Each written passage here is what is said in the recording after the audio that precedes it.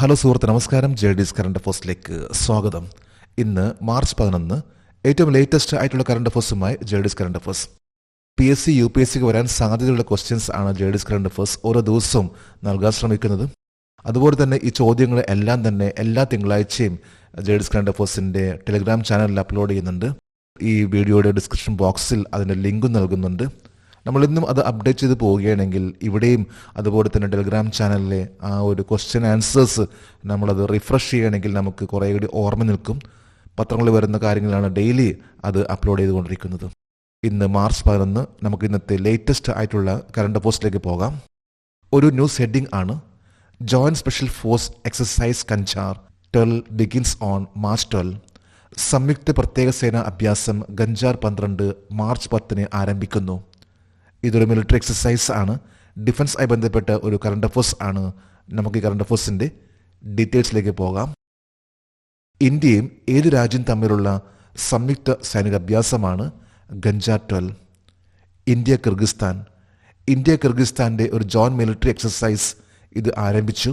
ഈ ഒരു മിലിറ്ററി എക്സസൈസിൻ്റെ പേരാണ് ഗഞ്ചാർ 12.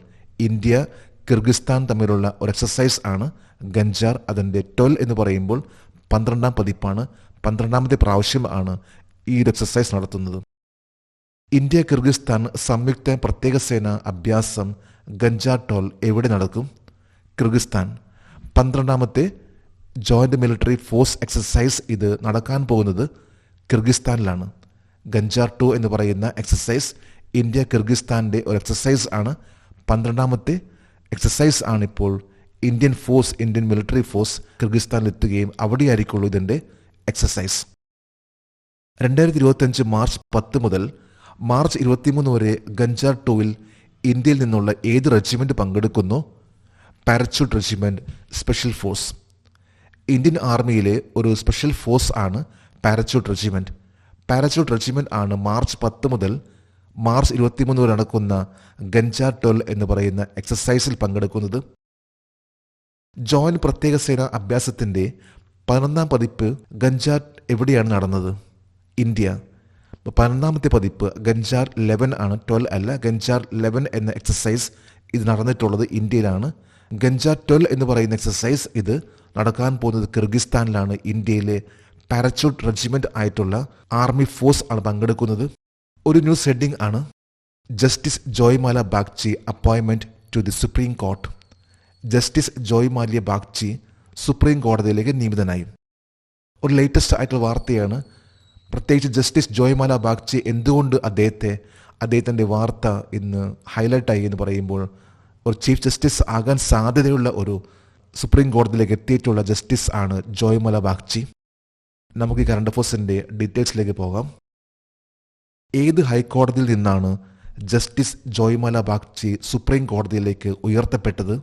കൊൽക്കത്ത ഹൈക്കോടതി. കൊൽക്കത്ത ഹൈക്കോടതിയിലെ ജഡ്ജ് ആയിരുന്നു ജോയ്മാല ബാഗ്ചി. ജോയ്മാല ബാഗ്ചിയാണ് ഇപ്പോൾ ലേറ്റസ്റ്റ് ആയിട്ടുള്ള അപ്പോയിൻമെൻ്റ് ആണ്. അതായത് അദ്ദേഹത്തെ സുപ്രീം കോടതിയിലെ ജസ്റ്റിസ് ആയിട്ട് അദ്ദേഹത്തെ ഉയർത്തപ്പെട്ടു. അദ്ദേഹത്തിന് സ്ഥാനക്കയറ്റം നൽകി ജസ്റ്റിസ് ജോയ്മാല ബാഗ്ചി. 2031 ഇന്ത്യയുടെ ചീഫ് ജസ്റ്റിസ് ആകാൻ സാധ്യതയുള്ളത് ആരാണ്? ജസ്റ്റിസ് ജോയ്മാല ബാഗ്ചി. അതായത് 6 വർഷം കഴിഞ്ഞാൽ ഇന്ത്യയുടെ അടുത്ത ചീഫ് ജസ്റ്റിസ് ഓഫ് ഇന്ത്യ ആകാൻ സാധ്യതയുള്ള ആ ഒരു ലൈനിലുള്ള വ്യക്തിയാണ് ജസ്റ്റിസ് ജോയ്മാല ബാഗ്ചി. ഇപ്പോഴത്തെ ഇന്ത്യയുടെ ചീഫ് ജസ്റ്റിസ് ആരാണ്? ജസ്റ്റിസ് സഞ്ജീവ് ഖന്ന. ഇന്ത്യയുടെ 51ാമത്തെ chief justice of supreme court അത് ജസ്റ്റിസ് സഞ്ജീവ് ഖന്നയാണ്. ഇതിനു മുമ്പ് DY ചന്ദ്രചൂഡ് ആയിരുന്നു. 2019 ജനുവരി 18 തീയതിയാണ് അദ്ദേഹം സുപ്രീം കോടതിയുടെ ചീഫ് ജസ്റ്റിസ് ആയി ചുമതല ഏറ്റെടുത്തിട്ടുള്ളത്. ജസ്റ്റിസ് സഞ്ജീവ് ഖന്ന. ഒരു ന്യൂസ് ഹെഡിംഗ് ആണ്: prestigious YouGov India value rankings 2025. 2025 അഭിമാനകരമായ YouGov ഇന്ത്യ മൂല്യ റാങ്കിങ്. ഇന്ത്യയിലെ ഏറ്റവും ടോപ്പ് ലെവലുള്ള ബ്രാൻഡ് ഏതെല്ലാമാണ്? ആ ബ്രാൻഡിങ്ങിനെ കുറിച്ചുള്ള ഒരു കറണ്ട് അഫേഴ്സ് ആണ്. ഏറ്റവും ടോപ്പ് ലെവലുള്ള ബ്രാൻഡ് ഏതാണ്, 2ാമത്തെ ബ്രാൻഡ് ഏതാണ് എന്നിവയെല്ലാമാണ്. നമുക്ക് ഈ കറണ്ട് അഫേഴ്സിൻ്റെ ഡീറ്റെയിൽസിലേക്ക് പോകാം.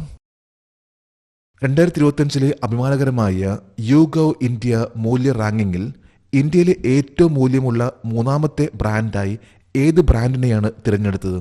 അമൂൽ ഇന്ത്യ. ഇന്ത്യയിലെ മിക്കവാറും എല്ലാവരും ആസ്വദിക്കുന്ന ഒരു ബ്രാൻഡ് എന്ന് പറയുമ്പോൾ അത് അമൂൽ ഇന്ത്യയാണ്. അമൂൽ ഇന്ത്യയാണ് ഏറ്റവും ലേറ്റസ്റ്റ് ആയിട്ടുള്ള ബ്രാൻഡിങ്ങിൽ 3ാമത്തെ സ്ഥാനത്തേക്ക് എത്തിയിട്ടുള്ളത്. യുഗവ് ഇന്ത്യ വാല്യൂ റാങ്കിങ്ങിലാണ് അമൂൽ ഇന്ത്യ 3ാം സ്ഥാനം കരസ്ഥമാക്കിയിട്ടുള്ളത്. 2025 അഭിമാനകരമായ യുഗവ് ഇന്ത്യ മൂല്യ റാങ്കിങ്ങിൽ 1-2 സ്ഥാനങ്ങളിൽ ഇടം നേടിയ ഇന്ത്യയിലെ മികച്ച 2 ബ്രാൻഡുകൾ ഏതാണ്? ആമസോണും ഫ്ലിപ്കാർട്ടും. ഇന്ന് ഈ ഒരു റാങ്കിങ്ങിൽ ഏറ്റവും ടോപ്പിൽ നിൽക്കുന്ന, അതായത് 56.5 സ്കോർ നേടിയിട്ടുള്ള ഒരു ബ്രാൻഡ് എന്ന് പറയുമ്പോൾ അത് ആമസോൺ. അത് കഴിഞ്ഞ് 53 പോയിന്റ് നേടിക്കൊണ്ട് ഫ്ലിപ്കാർട്ട്. താഴെ അമൂൽ ഇന്ത്യ 52.8. 4ാം സ്ഥാനത്താണെങ്കിൽ തനിഷ്ക് ആണ് 4ാം സ്ഥാനത്തെ ഏറ്റവും ടോപ്പ് ലെവൽ വന്നിട്ടുള്ള ബ്രാൻഡ്. അമൂൽ നമുക്കറിയാം അല്ലേ, ഇന്ന് ലാർജസ്റ്റ് മിൽക്ക് കോപ്പറേറ്റീവ് യൂണിറ്റ് ആണ്. ഗുജറാത്ത് കോപ്പറേറ്റീവ് മിൽക്ക് മാർക്കറ്റിംഗ് ഫെഡറേഷൻ്റെ ഒരു പ്രൊഡക്റ്റ് ആയിട്ടുള്ള അമൂൽ, അതായത് Anand milk unit limited. Amul ആണ് ഇന്നിപ്പോൾ ബ്രാൻഡിങ്ങിൽ ഏറ്റവും ടോപ്പ് ലെവൽ വന്നിട്ടുള്ള 3ാം സ്ഥാനത്ത് നിൽക്കുന്ന ഒരു ബ്രാൻഡ്. 2025 യുഗോ ഇന്ത്യ മൂല്യ റാങ്കിങ്ങിൽ 1ാം സ്ഥാനം നേടിയ എയർലൈൻ ഏതാണ്? Air India Limited and IndiGo Airways Limited. എയർലൈൻ്റെ ആ ഒരു ഏരിയ നോക്കുമ്പോൾ ഏറ്റവും ടോപ്പ് ലെവൽ വന്നിട്ടുള്ള 2 ബ്രാൻഡ് ആണ് എയർ ഇന്ത്യ ലിമിറ്റഡും ഇൻഡിഗോ എയർവേസ് ലിമിറ്റഡും. ഒരു ന്യൂസ് ഹെഡിംഗ് ആണ് കാനഡ പ്രൈം മിനിസ്റ്റർ ചേഞ്ച്ഡ്. കാനഡയിലെ പ്രൈം മിനിസ്റ്റർ മാറി. ഇനി മിക്കവാറും എല്ലാ പത്രങ്ങളിലെ ഫ്രണ്ട് പേജ് വന്നിട്ടുള്ള ഒരു വാർത്തയാണ് കാനഡയിലെ പ്രൈം മിനിസ്റ്റർ മാറിയിരിക്കുകയാണ്. നമുക്ക് ഈ കറണ്ട് അഫയേഴ്സിൻ്റെ ഡീറ്റെയിൽസിലേക്ക് പോകാം. കാനഡയുടെ 24ാമത് പ്രധാനമന്ത്രി ആരായിരിക്കും? Mark Carney. ഏറ്റവും ലേറ്റസ്റ്റ് ആയിട്ട് കാനഡയിലെ ഒരു ചേഞ്ച് ആണെന്ന് പറയുമ്പോൾ മാർക്ക് കാർണി കാനഡയുടെ 24ാമത്തെ പ്രൈം മിനിസ്റ്റർ ആവുകയാണ്. അദ്ദേഹം ലിബറൽ പാർട്ടിയിലെ അംഗമാണ് മാർക്ക് കാർണി. കാനഡയെക്കുറിച്ച് ഈ ഇടയ്ക്ക് നിരവധി കാര്യങ്ങളാണ് പത്രത്തിൽ വന്നിട്ടുള്ളത്. കാനഡയിലെ പ്രൈം മിനിസ്റ്റർ ഇന്ത്യയുമായിട്ടുള്ള ചില പ്രശ്നങ്ങളെല്ലാം ഉണ്ടായിരുന്നു. അതുകൊണ്ട് തന്നെ കാനഡയിലെ പ്രൈം മിനിസ്റ്ററെക്കുറിച്ചും അതുപോലെ ഇന്ത്യയായിട്ടുള്ള ആ ഒരു ബന്ധത്തെക്കുറിച്ചും ചില ഇഷ്യൂസ് ഉണ്ടായിരുന്നു. അങ്ങനെയുള്ള ഇഷ്യൂ ഉള്ളതുകൊണ്ട് മാത്രമാണ് ഇപ്പോൾ കാനഡയിലെ പ്രൈം മിനിസ്റ്റർ മാറിയപ്പോൾ അത് മെയിൻ പേജ് വന്നിട്ടുള്ള ഒരു വാർത്തയാണ്. കാനഡയിലെ ഭരണകക്ഷിയായ ലിബറൽ പാർട്ടിയുടെ നേതാവായ മാർക്ക് കാർണി ആരെ മാറ്റി സ്ഥാപിക്കും? Justin Trudeau. കാനഡയിലെ പ്രൈം മിനിസ്റ്റർ ആയിരുന്നു, 23ാമത്തെ പ്രൈം മിനിസ്റ്റർ ആയിരുന്നു ജസ്റ്റിൻ ട്രൂഡോ. ജസ്റ്റിൻ ട്രൂഡോ അദ്ദേഹത്തെ മാറ്റിക്കൊണ്ടാണ് ഇപ്പോൾ മാർക്ക് കാർണി ആ ഒരു സ്ഥാനത്തേക്ക് എത്തുന്നതും. ജസ്റ്റിൻ ട്രൂഡോ ഇന്ത്യയുടെ നല്ലൊരു ബന്ധം ആയിരുന്നില്ല. അതുകൊണ്ട് തന്നെ മിക്കവാറും പത്രങ്ങളിൽ വരുന്ന വാർത്തയായിരുന്നു ജസ്റ്റിൻ ട്രൂഡോ ഇന്ത്യയായിട്ടുള്ള വിസ പോളിസി, ഇതിനെക്കുറിച്ചുള്ള പല പ്രശ്നങ്ങൾ. കാനഡയുടെ പ്രധാനമന്ത്രിയായി ജസ്റ്റിൻ ട്രൂഡോ എത്ര വർഷം സേവനമനുഷ്ഠിച്ചു? 9 years 126 days. 9 വർഷം 126 ദിവസമാണ് കാനഡയിലെ പ്രൈം മിനിസ്റ്റർ ജസ്റ്റിൻ ട്രൂഡോ. അദ്ദേഹവും ലിബറൽ പാർട്ടിയിലെ അംഗമാണ്. അദ്ദേഹത്തിന് പകരമായിട്ടാണ് ഇപ്പോൾ 24ാമത്തെ പ്രൈം മിനിസ്റ്റർ ആയിട്ട് മാർക്ക് കാർണി സ്ഥാനം ഏറ്റെടുക്കുന്നത്.